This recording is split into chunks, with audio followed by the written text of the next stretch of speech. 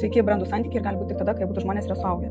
Deja, mūsuose, sakyčiau, dauguma šeimų, dauguma santykių yra, tokie vaikiškai paaugliški. Arba vaikiški, arba paaugliški. Ir va čia, kai aš skaičiau, man tas vyro elgesys grinai yra arba vaikiškas, arba paaugliškas. Nes tas toksai per prievartą norėjimas apkabinti kitą žmogų, pabandyti jį prisitraukti, pas jis yra toksai kaip išdirbtas mechanizmas jau. Čia ne pirmą kartą jis taip daro. Jis taip daro turbūt nuolatos. Ir čia jūsų toks susitaikymas yra. Nes jie atsiprašė, ne? Ir aš atsiprašiau ir tu turėtų užtikti, ateik apsikabinkim.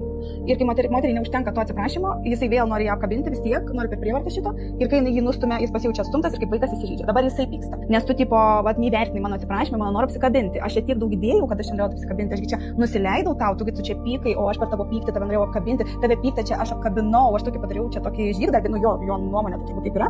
Ir kai jinai jį atstumia, jisai didžiai supyksta. Taip. Tai va toksai, sakyčiau, vaikų žaidimas ir aš suprantu jūs, dėl ko jūs pykstat ir dėl ko jūs jaučiatės, kad jūsų negirdi ir jūs jaučiatės, neišklausyti iki galo, nesuprasta. O tai yra svarbu, kada mes kalbame apie santykius ir